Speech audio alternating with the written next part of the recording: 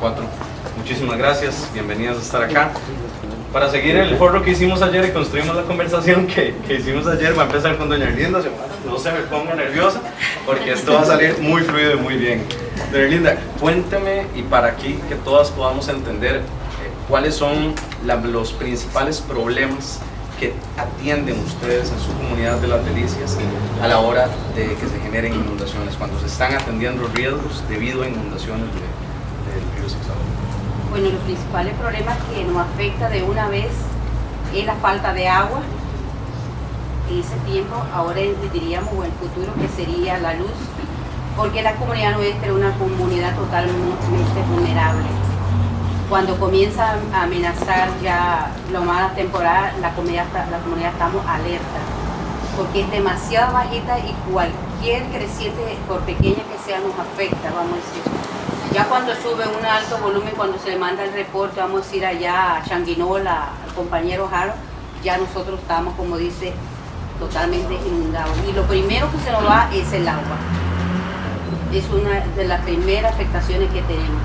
Otra, que quedamos totalmente sin nuestra producción. Totalmente nuestra comunidad pierde todo lo que es producción. Y no hablamos de poca producción, hablamos de miles. Porque como saben, la comunidad de Las Delicias es una comunidad productiva, ahí donde salen todos los días las mulas cargadas para Panamá. Así que si nosotros tenemos pérdidas ahí, nuestra pérdida es lamentable, porque todos, sean hombres, niños o mujeres, vivimos de lo que es la producción de plátano. Y lo primero que se afecta, vamos a decir, son nuestras aguas que se van, porque las tuberías están pasando encima de quebradas.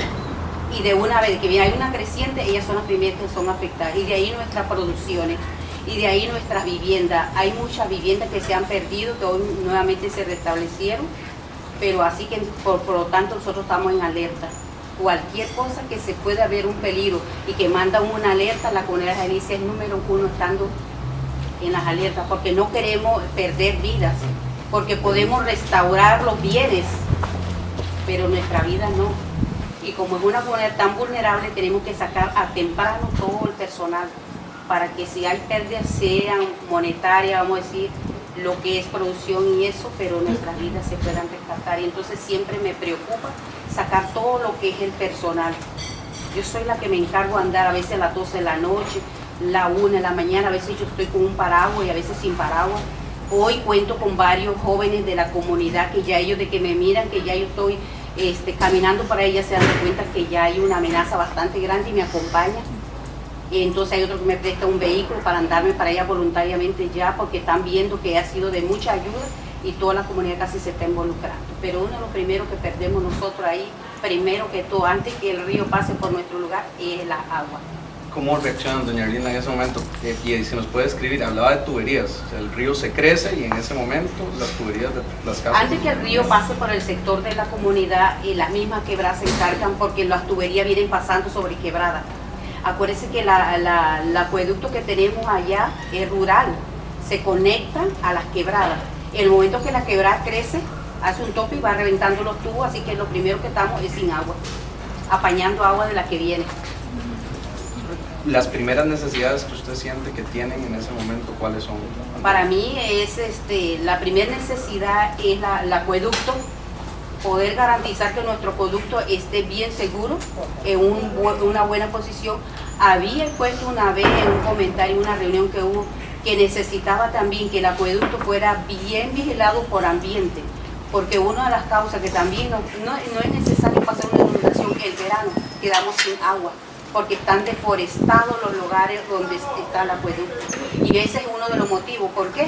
Porque la quebrada agarra a golpe y como los tubos tan cristalizados, no aguanta porque está expuesto. Entonces, yo pienso que una de las primeras necesidades que nosotros tenemos es eso. Hacer un mejor sistema. Sí. Vamos a saltar de la atención de riesgos a la producción agrícola. Con Xiomara, ¿cuáles son las primeras necesidades que usted tiene, las relaciones que usted ve del agua en el uso de la producción, en su caso, producción de cacao? ¿Cuáles son las necesidades que tiene para la gestión de su finca en materia de recurso hídrico? En mi finca, una de las cosas que más debo de hacer yo, primero como productora, es orgánica o natural es vigilar o cuidar, digamos, las fuentes de agua que pasan que nacen y pasan por mi finca. Bueno, lo que más hago ahí es como estar pendiente de que los vecinos, digamos, en el tema de deforestación, que no deforesten tanto, y digamos, como es una zona que también se está presentando más las fincas ganaderas, también hay que estar pendiente de eso, ¿verdad? Tratando de hacer que los vecinos hagan conciencia de que el agua no es porque nace en la finca de ellos, en la propiedad de ellos, es de todos, es para compartirlo entre todos y de forma que fluya sanamente o libremente, ¿verdad?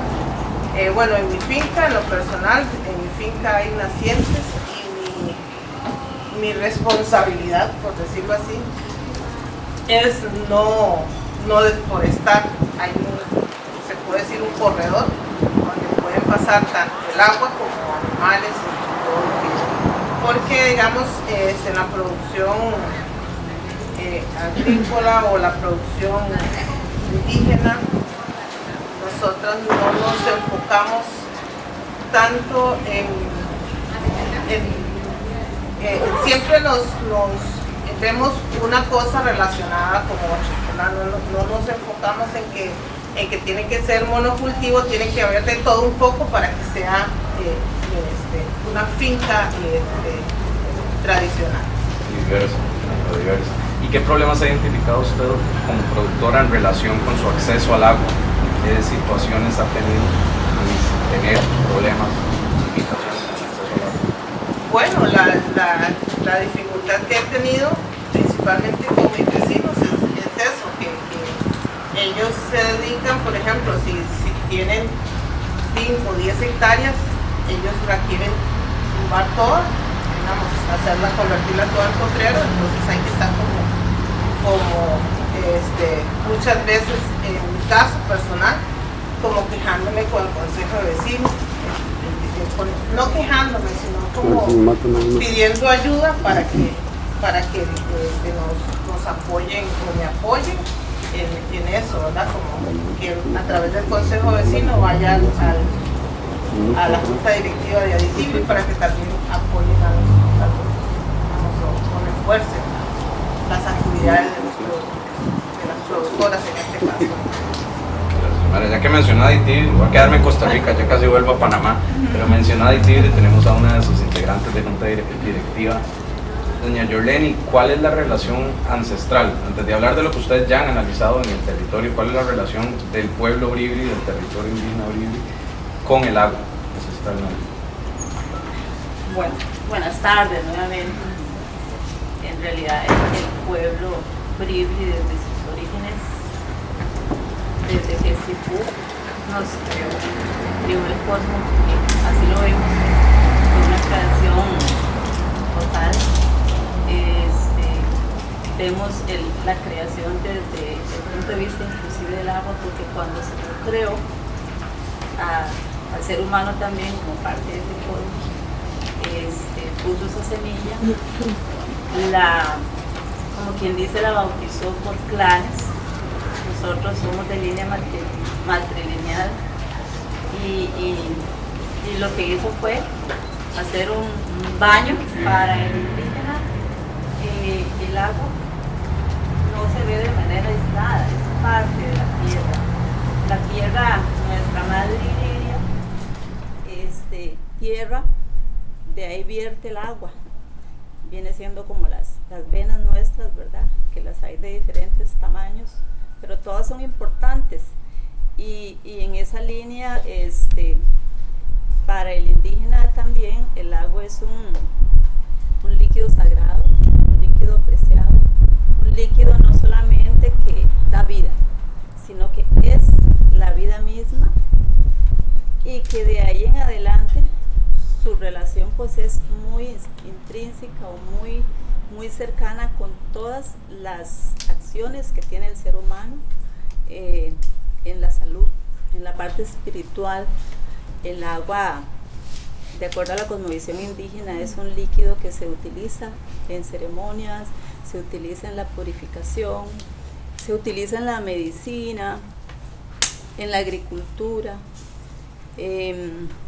Desde tiempos inmemorables sabemos que los indígenas han tenido ese cuidado y ese control de cómo manejaban sus producciones, ¿verdad? De una manera muy amigable con el ambiente, puesto que no se utilizaban químicos, ¿verdad? Era mucho más natural, era mucho más armónica esa relación en el tema de la cultura.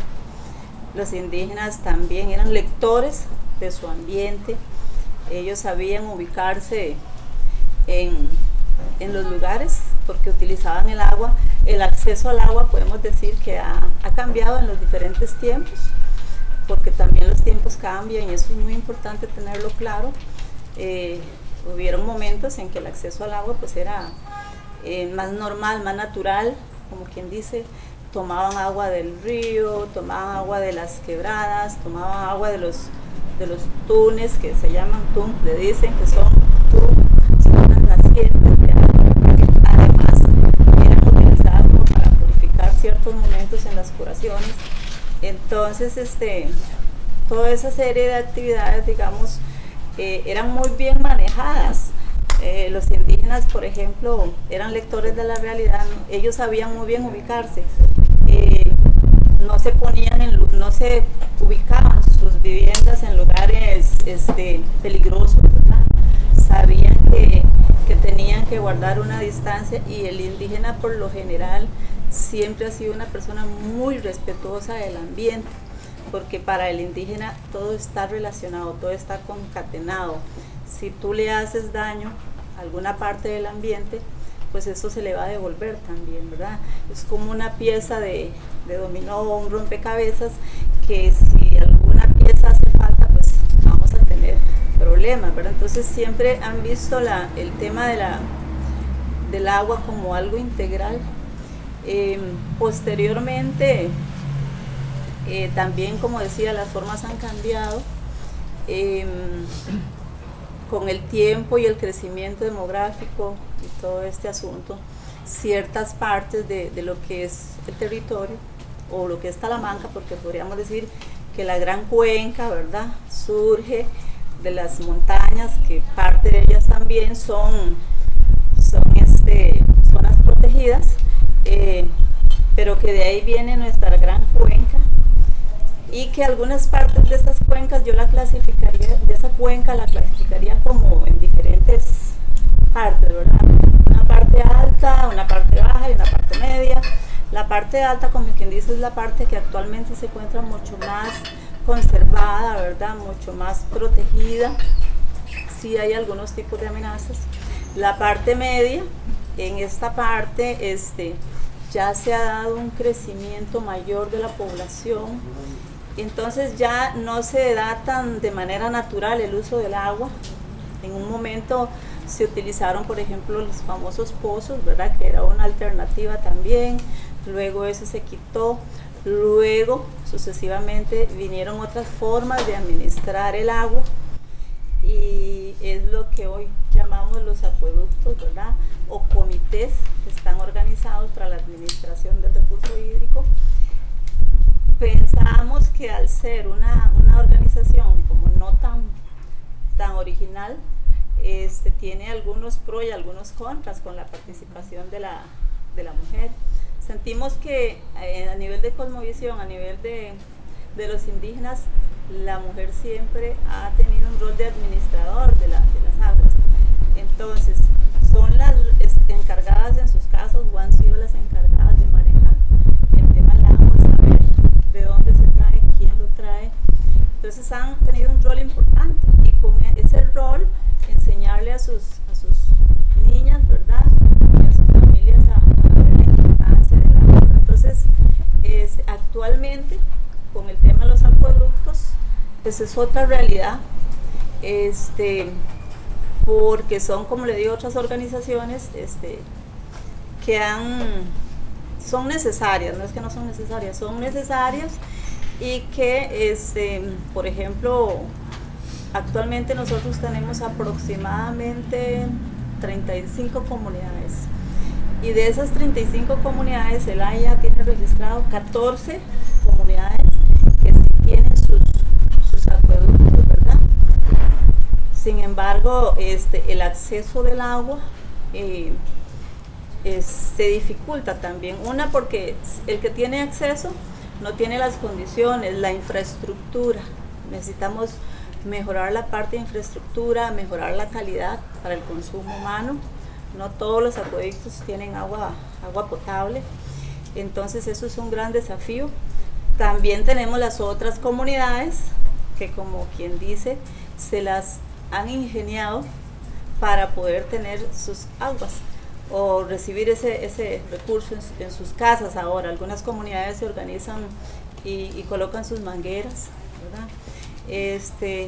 Y pues cada quien tratando de hacer lo suyo, pero en realidad no tenemos cobertura total, digamos, homogénea con el tema del recurso hídrico como agua potable y como tema de derecho. Creo que en esa área hay que trabajar bastante para lograr realmente que ese acceso sea real y sea pues efectivo, que vaya a mejorar también lo que con ello lleva, como es la salud, ¿verdad? Porque también eso es muy importante tenerlo presente. El agua también es vida, como lo decía, pero si no es potable, también causa problemas. Doña Yorlin, la voy a interrumpir ahí porque ya me lo trajo al presente. Queríamos también tener ese abordaje desde la cosmovisión, pero ya lo relacionó con el presente. Ya vamos a volver a acceso y organización, que es el siguiente punto, pero vamos a cerrar esta primera ronda con Mayelín. Desde la comunidad Novi, ¿cuál es la perspectiva en torno al agua más de la comunidad? Buenas tardes a todos. El pueblo joven, para darle un poco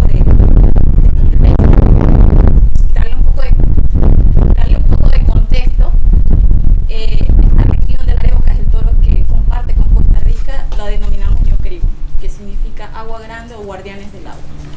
Agua grande. Ajá, o guardianes, porque esta área es la que está bañada en ríos y mares. ¿Cómo le decimos? Ñocribo. Ajá. Esta es la área que el pueblo indígena goza o gozaba en años anteriores, nuestros ancestros, de la mayor disponibilidad de agua. Explicárselo desde la cosmovisión indígena, gracias a las conversaciones con mujeres indígenas, tengo la oportunidad, el trabajo, convivir con ellas y ser parte de la voz y tratar de empoderarlas, porque la mujer indígena tiene mucho que aportar, su conocimiento ancestral tiene mucho que aportar a las soluciones, enfocado en el área anexa comarcal. Podemos decir que Ibi Molo, que era una figura mitológica desde la cosmovisión indígena, era la gestionadora de los recursos naturales o la naturaleza como tal. Para hacerle una breve historia de este personaje, Ibi Molo en algún momento llegó con toda la población, que normalmente nosotros nos relacionamos con animales, en sentido de que antes para nosotros los animales tenían voz y hablaban. Todas estas historias que nuestros ancestros nos han pasado, hubo un conflicto al nivel de una reunión con todos los seres vivientes, porque se mantenía una hermandad en donde la iguana, una diferencia con Molo, era la gestora de todos los recursos, en donde hubo una contradicción de cómo lo manejaba ella. Ella en represalia se fue a la parte espiritual, que nosotros trascendemos a esa parte, a lo que se le dice el inframundo. Se fue con todos sus recursos, molesta. ¿Y qué pasó con el pueblo? Hubo hambre, hubo escasez de agua, hubo muchas falencias a nivel de distribución. Hubo una persona valiente, por decirlo así, que se le denominaba Queba Azul, quien tuvo que ir a negociar para que la población otra vez gozara de todo este recurso. Con la moraleja de esta historia quiero decir, entonces, el papel de la mujer ha sido importante desde nuestros ancestros. Y no solamente para la comunidad Move, sino para toda la cosmovisión indígena y afro. Entonces, para mí es importante exaltar y rescatar que todas las mujeres vean que tenemos un papel protagónico y que no descartemos ese conocimiento ancestral de lo que estamos viviendo. En la comarca usted ve que haya esa reacción desde pequeñas, que sí la niñez, la juventud esté observando esta relación que usted está resaltando en torno al agua de las mujeres. Se ha ido perdiendo. Normalmente cuando hablamos de que estamos civilizando, ¿hasta qué punto nos civilizamos? ¿Hasta qué punto dejamos nuestra cultura por permitir otra y dejamos de conservar? Normalmente en la parte alta de una cuenca, que todos sabemos, siempre existe población indígena y son los que mantienen y conservan prácticamente las fuentes de agua. No se le da el papel protagónico ni la función y no se le valoriza esa función en la que la persona deja de producir su alimento y tratar de sobrevivir con tal de conservar el agua para todas las demás poblaciones. Entonces, el papel del indígena y el conocimiento que tiene ya existe. Se lo digo técnicamente porque yo como técnico he podido hacer ese nexo y esa conexión de esos conocimientos. Entonces, la niña desde pequeña se le da ese rol de que es mejor administradora. Incluso si hay que buscar agua a una quebrada, se va la niña porque la niña no derrama ninguna gota en esta botella. En cambio, el niño puede ser que nosotros como mujer sentimos que no lo hace bien. Y el papel de la mujer en la gestión del agua, cómo se distribuye, es importante. A nivel comarcal no se tiene la infraestructura como tal. Se ha trastocado mucho el modelo económico de desarrollo, que se ha perdido la parte de conservación, que es importante rescatar. Y el acceso es una cosa que normalmente en territorio indígena ahí está todo el brujo, el corazón o la fuente de agua. En todo territorio indígena. ¿Cómo se distribuye? Lo épico de la vida es que a veces el territorio indígena distribuye y no tiene acceso al agua. Y son desigualdades que la sociedad a través de los tiempos se ha ido a tratar de eliminar esa brecha, pero se vive, eso no se puede negar. Entonces, a esta oportunidad es el espacio de muchas mujeres indígenas que tuvieron intimidadas, que no tuvieron esa voz y que fue parte de la lucha de mis ancestros, de mi abuela, de mis abuelas, que en algún momento tal vez ni hola dijeron. El español es nuestro segundo idioma. Entonces, este espacio permite hacer y rescatar a la conectividad de todas las mujeres. Creo que todos aquí tenemos un porcentaje científicamente de indígenas. Entonces, si recabamos esa información, empoderamos de ese conocimiento y tratar de vivir más sostenible y ser más resilientes a los cambios que están dando debido a causa del cambio climático y la forma en que hemos desarrollado nuestro modelo económico. Gracias, Mayelín. Doña Erlinda, ¿cómo se involucran las mujeres y las niñas cuando están atendiendo riesgos, cuando están atendiendo el desastre, ya propiamente cuando ocurre? Bueno, todas participan, se involucran, diríamos, en todo. Cuando hay que rescatar, cuando estamos en rescate, ellas son las primeras que se están encargando de lo que es la vigilancia de los más chicos, porque hay niños más chicos. Según la edad que tenga la niña, así se está, diríamos, involucrando en mantener el cuidado, porque cuando recogemos lo reunimos en un lugar y ese lugar no está tan adecuado, así que tenga la seguridad de una habitación para cada familia, sino todos están reunidos en un solo lugar. Entonces se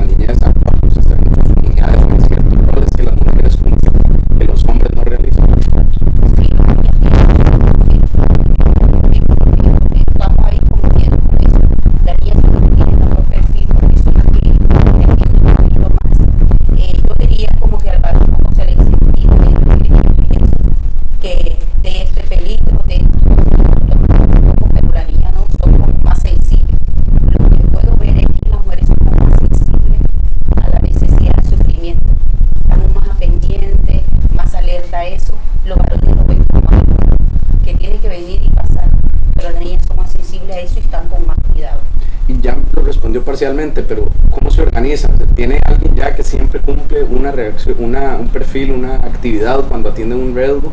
¿Hay una señora en la comunidad particular que es la que informa, que se distribuyen estos roles?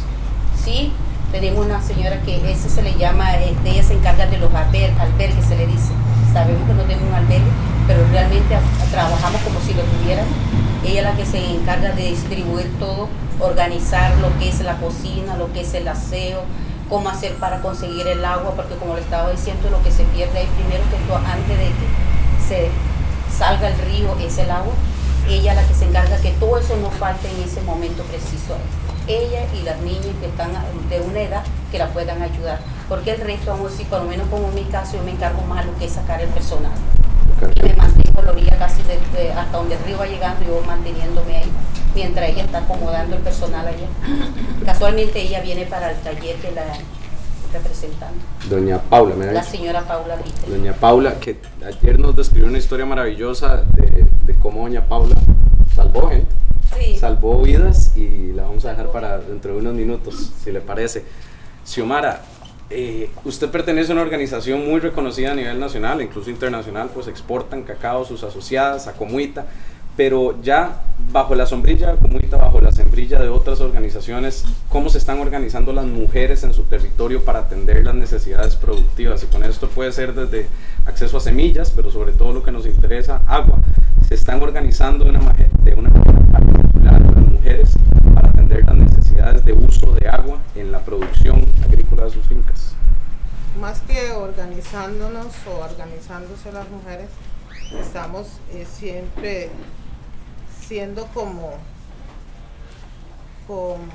sigo diciendo, como guardianas, ¿verdad? De la protección del agua, porque en Acomuita somos 90 y resto de mujeres, asociadas mujeres, y la gran mayoría somos agricultoras. Entonces, somos productoras, la mayoría tenemos cacao, y como decía anteriormente, las fincas de las asociadas, casi, como decía la compañera, casi que en todo el territorio hay fuentes de agua. Entonces, en la mayoría de las fincas pasan las quebradas, ¿verdad? Entonces es como, o nace hay alguna naciente. Entonces es como que la protección, la distribución de las aguas están relativamente parejas en cuestión de producción y agua, ¿verdad? Las otras asociaciones que hay, por ejemplo, hay una asociación de productores que se llama APTA también, que son más de 1000 y resto de productores y productoras. También hacemos la misma función. Cumplen más parejamente, sí, todo. ¿Y dónde cree usted que están teniendo limitantes, si es que los hay, para las mujeres en el uso del agua? ¿Siente que están teniendo algún problema en accederlo, en usarlo, en tener un derecho? Bueno, uno de los problemas que vemos es que hemos conversado en nuestra organización, es la contaminación, digamos, de las aguas, de los ríos, principalmente el río en nuestra comunidad es el río El Telire, ¿verdad? Para acá es el Zigzagola y allá es el Telire. Entonces es como eso, ¿verdad? Los productores que están con monocultivo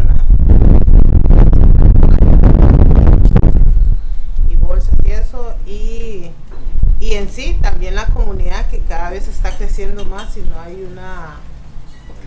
hay un sistema como para sacar la basura, como decimos, ¿verdad? Entonces siempre se ubica un lugar donde tiran la basura, y eso después, cuando en tiempo de invierno, va a las quebradas, y eso es como una de las fuentes de contaminación más fuertes que tenemos. una compañera o colega de la organización Avina me hizo una reflexión en torno a la tenencia del agua, la relación de la tenencia del agua y las brechas de género. La relación es muy simple, voy a tratar de explicar porque esta pregunta es para Yorleni. Me hablaba de que si yo tengo tierra, voy a poder acceder a una paja de agua. En Costa Rica sería, y alguna de las personas especialistas me podría encontrar la palabra similar, en Panamá, perdón. Una conexión al agua, en Panamá no sé cómo le llaman. Entonces yo tengo tierra, yo tengo la paja de agua oficialmente para usarla. La posesión. Concesión, ok. Según la FAO, apenas el 20% de las mujeres son dueñas de unidades productivas. O sea, todas las fincas, solo una de cada 5 más o menos, va a ser una mujer dueña. Entonces, si no es dueña, no tiene tenencia de la paja. Si no tiene tenencia de la paja, muy probablemente no la llamen al pueblo cuando conformen la asada o el acueducto comunitario, y probablemente no quede en puestos. Esto es a grandes rasgos la relación que me estaba haciendo esta colega de Avina cuando me explicó las investigaciones que ellas están encontrando en el occidente y el Pacífico de Costa Rica.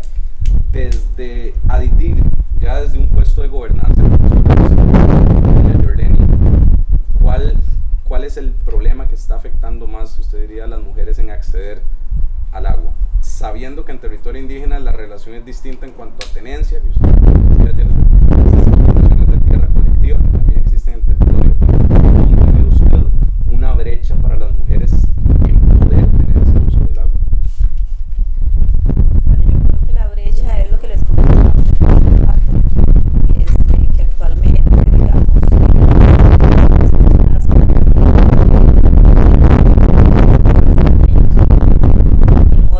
inexistentes. Entonces, si no tenemos acceso al agua diariamente, y es contradictorio porque resulta que cualquiera diría que pero es contradictorio porque si falta el agua. Y hoy en estas comunidades, digamos, son muchas comunidades que aún tienen falta de acceso, o sea, no tienen el agua, y muchas que la tienen no es potable. Entonces eso me parece que es una brecha importante, ¿verdad? O es una situación importante que se debe atender, dado que pues el agua es de uso diario, ¿verdad? Y esto pues limita la situación. Con respecto, digamos, al uso del agua, pues allá le contaba yo a Manuel que nuestros territorios son colectivos, ¿verdad? Y eso en alguna medida pues es beneficioso, pero también no es que podemos ir y decir cada persona que tiene su derecho de posesión, como quien dice, también pues tiene ese derecho al uso, pero también creo que el Estado en eso es bastante claro, ¿verdad? Tiene derecho, pero no puede, digamos, como quien dice, afectar esa naciente, esa quebrada, esa parte hídrica, porque también tiene sus consecuencias, ¿verdad? Entonces creo que en ese sentido el trabajo que se ha hecho desde las ADIS es un poco visibilizar ante el Estado, ante las instituciones correspondientes, esas necesidades existentes, ¿verdad? Y también fortalecer a lo interno estas organizaciones. Quizá no tenemos el músculo, pero sí como Aditigri hemos tratado de gestionar diferentes proyectos, diferentes situaciones que tienen que ver con la mejora del agua, ¿verdad? En casos, por ejemplo, de emergencia, también las comunidades se ven afectadas, y una de las primeras cosas, como decía la compañera, es que falta el agua en muchas comunidades porque hay muchos rachuelos y que se llevan la cañería, entonces eso afecta, ¿verdad? Y cuando ven que ya está sucediendo eso y lo han discutido, ¿siente usted que las mujeres están participando en algún espacio donde hablan de sus necesidades particulares? Porque aquí la compañera lo había y usted lo ha mencionado con salud, con cosmovisión y el rol de las mujeres, también doña Erlinda hablaba de ese rol. ¿En su comunidad, en el territorio, hay alguna discusión que las mujeres estén mencionándola, proponiéndola? Sobre el tema del agua. Sí. Bueno, vamos a ver, como les decía yo, la clasifiqué anteriormente en que las mujeres jugaban un rol importante. Luego con los cambios, actualmente creo que las mujeres en un buen porcentaje, no voy a decir que el mayor, pero un buen porcentaje, son partícipes de la administración de los acueductos. De ahí que también tienen voz, ¿verdad? Y también tienen decisión. Sí creo que es muy importante fortalecer esa toma de decisiones, no solo a nivel interno, sino creo que es importante generar también esa discusión, generar ese posicionamiento, digamos, con respecto a esa voz, que sea mucho más escuchada y que sea mucho más inclusiva. Creo que se da, pero es bastante incipiente y yo creo que en eso necesitamos todavía mucho mayor empoderamiento. Empoderamiento, para usted sería la urgencia. Correcto. Del otro lado, cruzamos la frontera, ¿cómo se están también organizando las mujeres? No solo la experiencia, quería preguntarle por la comarca y su liderazgo en la gestión cultural de su pueblo, pero también como técnica, de lo que usted ha podido ver con Oreva, cómo se están organizando las mujeres en no solo el acceso a recursos naturales, sino específicamente al agua.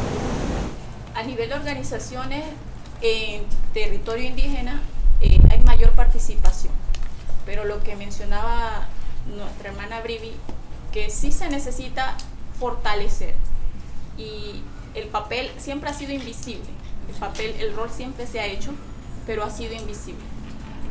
A través del año y el auge del empoderamiento de la mujer, se ha hecho un trabajo, pero se necesita fortalecer.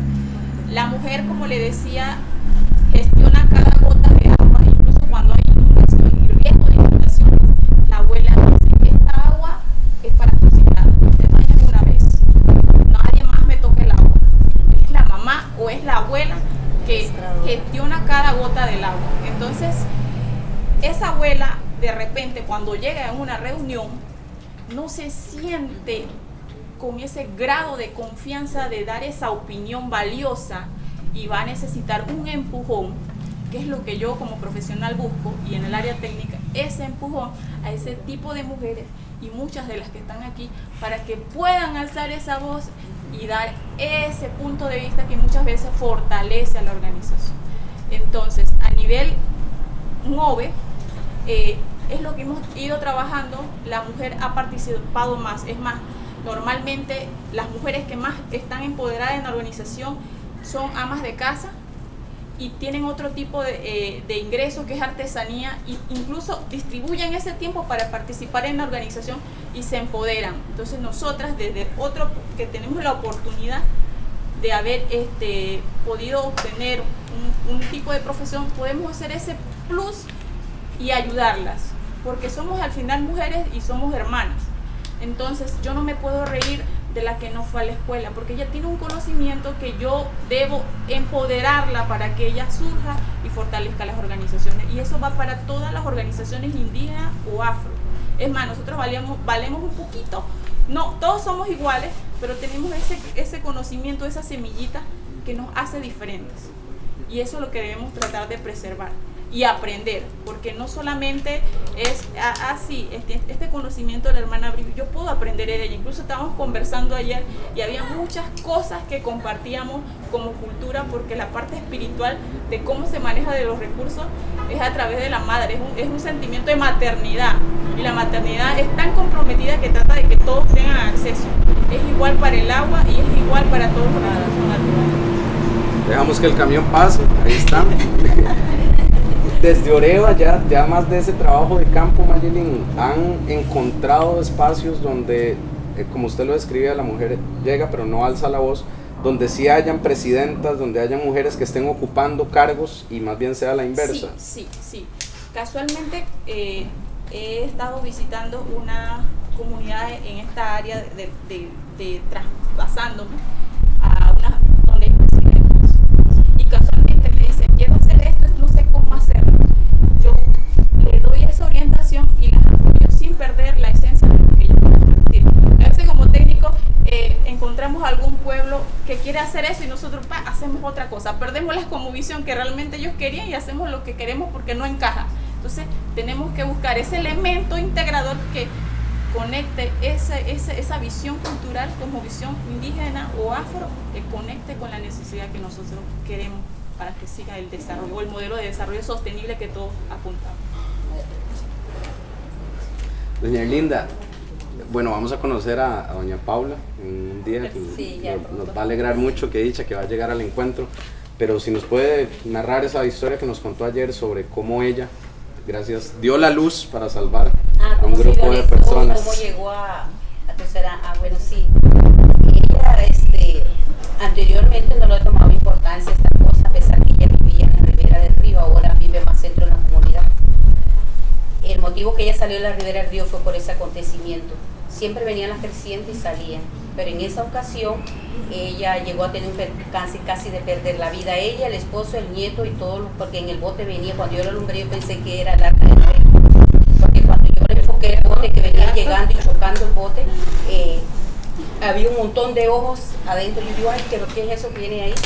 Y era la señora Paula, que venía con toda la familia y todo lo que tenía en su casa, el gato, los perros, las gallinas, de todas clases de animalitos venían ahí. El botello era grande. Entonces, pero bueno, no le había puesto cuidado. Cuando ella llegó ahí, nosotros le enfocamos para que ella se dirigiera porque venían perdidos. Entonces, cuando ella logró llegar ahí, yo le dije, bájese, doña Paula, bájese y vamos a darle una toma de café porque había un que temblaban de frío.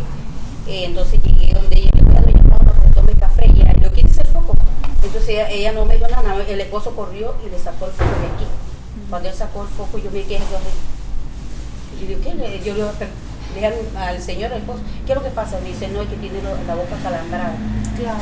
Entonces, cuando ella pudo hablar, ella me dice a mí, si yo soltaba este foco, mi familia moría.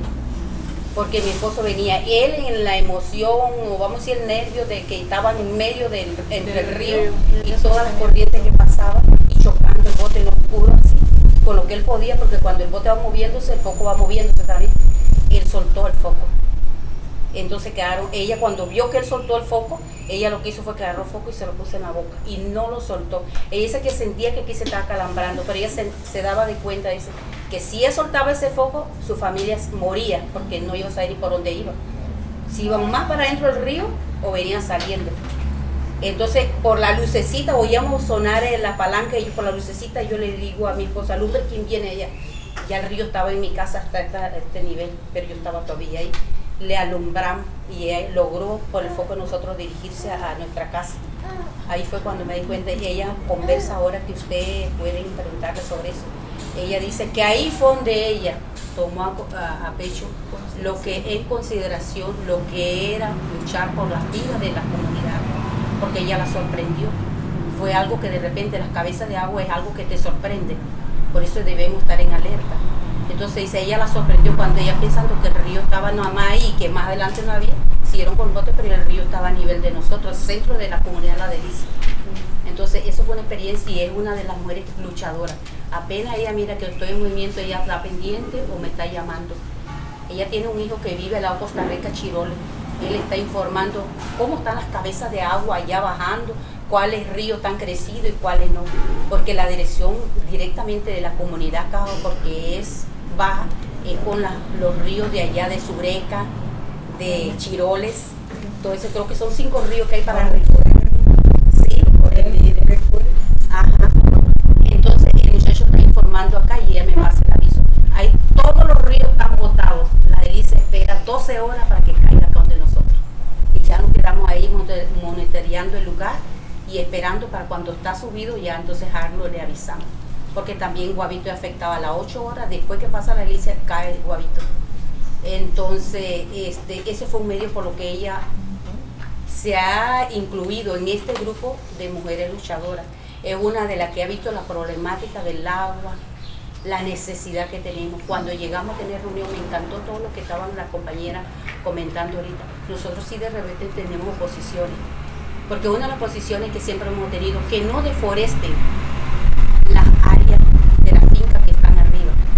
Otra cosa que también hemos luchado mucho, que las personas que tienen la finca, que tienen, vamos a decir, la fuente de agua, que es la que manda el agua a la comunidad, han de venderlo comunique, pero no se da eso. Cuando damos cuenta es otro, que hay ahí un ganadero, en este caso La Delicia está viviendo. Ahora que yo me vine, solamente había agua hasta mediodía, y de ahí había que cerrar la pluma para que llenara y abasteciera otra mitad de la comunidad. ¿Por qué? Porque está deforestada una parte alta. Eso pienso que no es de gobernanza. Gobernanza debe de tener en consideración eso, los lugares que tienen eso ser protegidos, porque directamente a veces las mujeres tenemos posiciones. Me recuerdo una reunión que hubo, una señora se paró y dijo, ¿por qué tiene que que el Señor tomar decisiones, tumbar. Lavaban los químicos de los potreros, lo lavaban en la parte de arriba de la quebrada. Cuando el Señor que va a hacer la limpieza dijo, ahí hay botellas de químico y todo alrededor de la quebrada, la comunidad se alertó, puede haber intoxicaciones. Y bueno, ya entonces dijeron que bueno, no, eso lo iban a verificar, pero todo se agarra livianamente y no debe ser livianamente. El agua es una de las cosas que se necesita para bañar, para los animales, para el ganado, todo se necesita agua. Y entonces es algo que debemos proteger. Por eso he hablado mucho. Nosotros somos un área vulnerable, pero algo lo que a nosotros nos preocupa es que el agua que nosotros estamos viviendo pueda tener, como dice, un apoyo. Necesitamos un apoyo de gobernanza. ¿Cuál es el apoyo de gobernanza? Que el gobierno se preocupe o incentive a esos ganaderos o a las personas que tienen esa fuente ahí, que no tomen ciertas medidas ahí. Pero hay que conversarlo.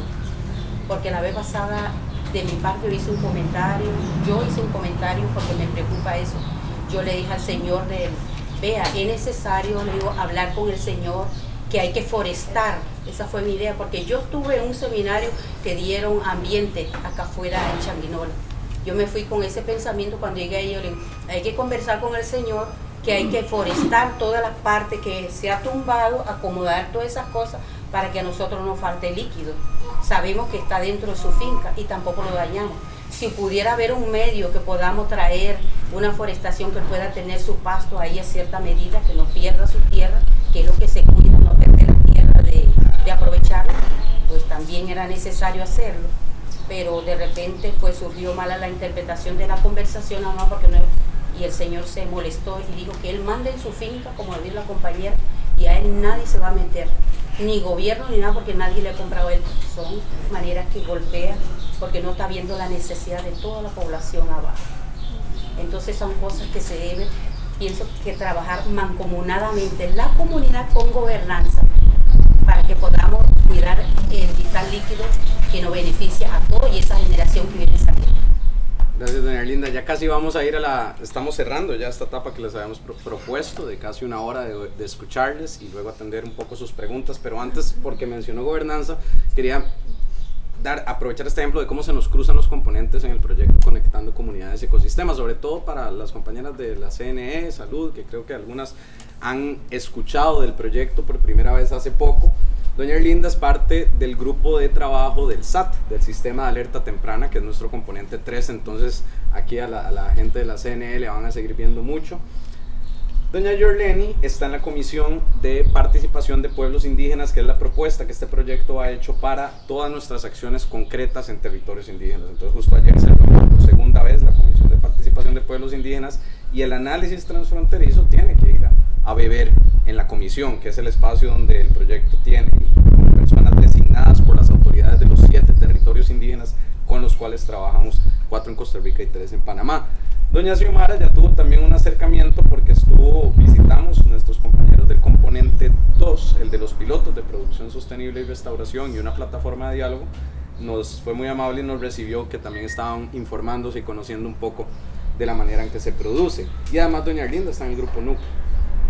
Sí, doña Mayelín, Mayelín, sí, no la tenemos todavía en un grupo, correcto, Julián, está en género. Ella es parte del movimiento de mujeres que se está gestando desde la transversalidad que tiene este proyecto en género. Entonces esto es un muy buen momento de cómo se nos cruza todo y cómo se nos tiene que seguir cruzando todo y entender que el proyecto no puede trabajar de forma aislada los componentes, porque aparecen las brechas de género por cualquier lugar que le miremos, aparecen que las mujeres y las niñas sufren más cualquier problema y cualquier impacto en la cuenca, la viven más y la viven más agudamente. Entonces eso es parte de este entendimiento que quiere hacer el proyecto, y de aquí les tiro el churuco a ustedes, Grupo Núcleo, del análisis transfronterizo. Ustedes van a levantar o van a ayudar con el programa Estado de la Nación, con la unidad técnica, a generar esos datos en un análisis transfronterizo, que no es que probablemente va a tener datos o no va a tener datos, es que tiene que considerar, y por eso este ejercicio fue muy adrede, el ejercicio de escucharles, de poder sistematizar un poco la información por parte del Estado de la Nación, de grabarlas, de hacerlas famosas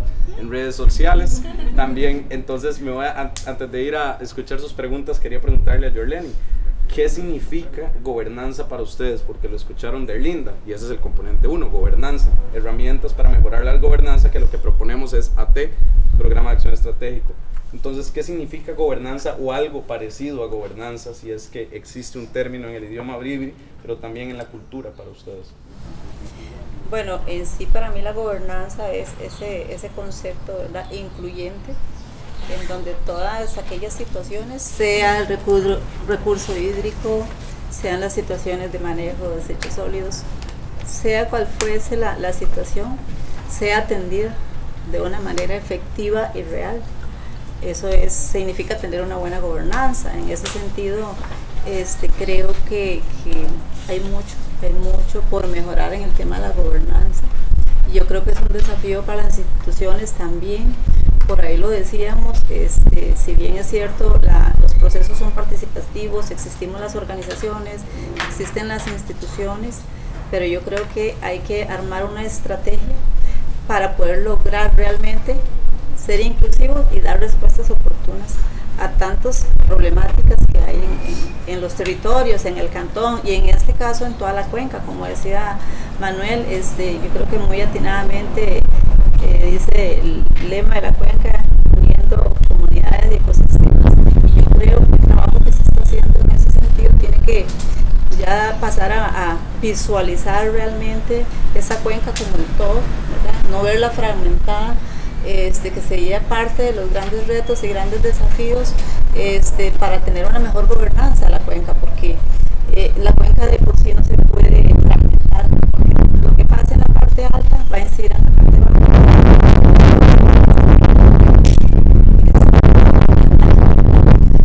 Creo que en ese sentido ya hay acciones.